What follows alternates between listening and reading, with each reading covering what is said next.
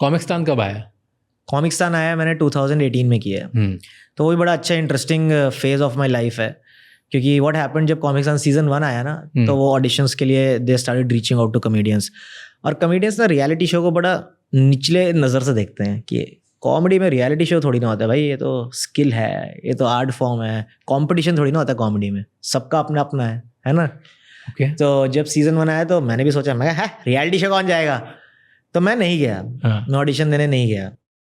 फिर सीजन 1 आया, उससे निशान सूरी जीता, राहुल दुआ प्रशस्ति, तो इन लोगों ने एक इंस्टेंट रिकग्निशन मिला। इनके इंस्टाग्राम नंबर्स बढ़ गए, टिकट सेलिंग भी शुरू हो गई।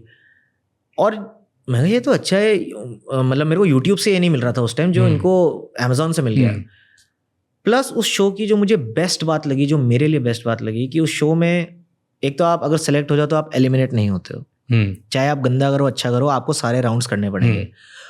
और मैं हमेशा से प्योरली स्टैंड अप कॉमेडियन नहीं था, सिर्फ मुझे हमेशा से सब चीज़ें करना पसंद नहीं। मैं स्केचेस भी बनाता, मैंने मेंस एक्सपी के साथ 7-8 स्केच बनाए हुए हैं। Nice. हाँ, वहाँ से भी पैसे आते थे उस टाइम, याद आ गया। मैं उनके साथ कॉन्ट्रैक्ट पे था, 7-8 स्केच बनाए उनके चैनल पे हैं।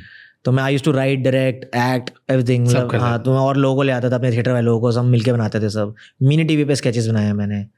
तो मेरा दिमाग हमेशा से फिल्म मेकिंग और इन सब में था। स्टैंड अप स्टोरी टेलिंग में चलता था, कॉमेडी, स्टोरी टेलिंग, इन सब में।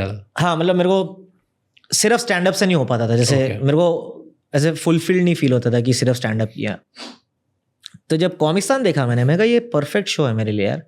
इसमें स्केच है, इसमें इम्प्रोव है, इसमें ऑल्ट है, जो भी उन्होंने राउंड्स बनाए थे अपने, कि मैं कहा अगर मैं इसमें चला जाऊं तो I can like showcase everything which I know, which I have learned. मैं कितना वर्सेटाइल हूँ ये दिखा। हाँ, और उस टाइम क्या था ना, उस टाइम जैसे अभी बहुत प्राइमरीली स्टैंड अप चल रहा है मार्केट में, बाकी चीज़ें कम चल रही हैं, लाइक स्केचेस या उस तरह की। उस टाइम पे स्टैंड अप वीडियोस कम होते थे, स्केचेस बहुत चलते थे, स्पूफ बहुत चलते थे, पैरोडीज बहुत चलती थी। तो मुझे दिल्ली में बैठ के लगता था यार मुझे भी करना है बॉम्बे जाके ये सब यार। तो मैं कैसे दिखाऊं लोगों को कि मुझे भी ये सब आता है। तो मैं कहा मुझे तो यार ये शो बहुत सही लगा। फिर दुआ और सूरी के साथ जो हुआ, उनकी इमीडिएट टिकट सेल्स होने लग पड़ी। मैं कहा ये तो सही है यार।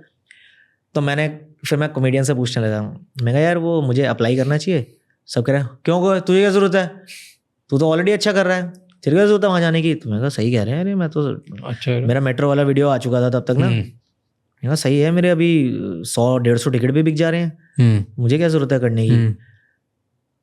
तो सबने मना किया मुझे, सब ने, जिससे मैंने पूछा। फिर मैंने कहा नहीं यार मुझे करना है यार। तो मैंने ना फॉर्म भर दिया, फिर उनका एक इंटरव्यू राउंड था वो दिया। अब साला सबको फ़ोन आ गए हैं कि इस दिन आपका ऑडिशन है, तैयार हो जाओ। मुझे फ़ोन ही नहीं आ रहा है।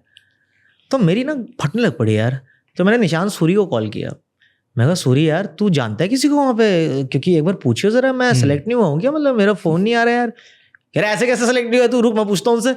तो उसने किसी उस टाइम का जो उनका कोई क्रिएटिव बंदा था जो हेड कर रहा था, नैनशाद करके नाम था शायद उसका, उसने उसको कॉल किया। उसने कहा यार ये आकाश गुप्ता एक कॉमिक है, उसने इंटरव्यू भी दिया, तुम लोगों ने उसको फ़ोन नहीं किया अभी तक। कह रहा है वो मिस हो गया वो कराता। फिर मुझे फ़ोन आया, मैं शुक्र है। तो मैं सूरी को भी फ़ोन करने से डर रहा था, मुझे लग रहा था शायद मेरा नहीं हुआ। और मैं सोचता हूँ कि थैंक गॉड मैंने उसको फ़ोन किया, और थैंक गॉड सूरी और मैं को इतने अच्छे दोस्त थे कि उसने वो इनिशिएटिव लिया कि चल मैं फ़ोन करके पूछता हूँ उनसे।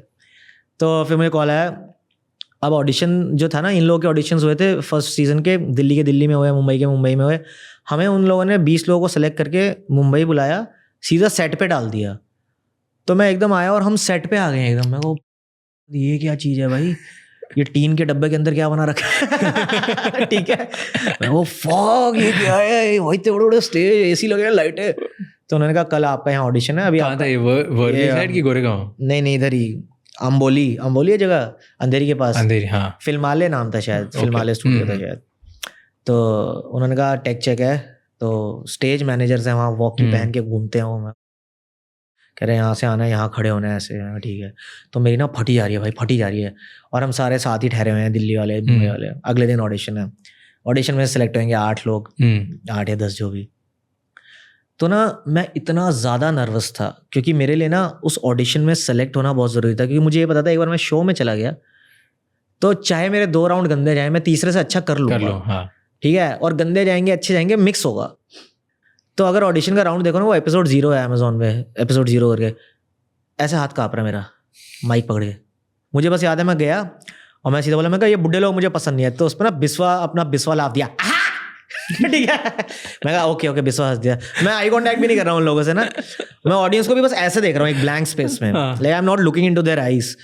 फिर मैं परफॉर्म किया हूँ, फिर 1-2 लाफ आए, ये हुआ वो हुआ, मेरे माथे पे पसीने आ गए। तो जब मैं उतरा वहाँ से, मेरे को कुछ याद नहीं है उन जजेस ने क्या बोला, अच्छा बोला बुरा बोला।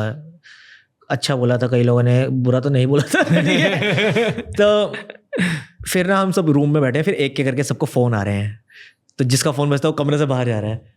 फिर वो कहता है मेरा हो गया, एक आ रहा है मेरा नहीं हुआ, फ़ोन आने लगे। फिर मुझे बजा, मैं कहा फक।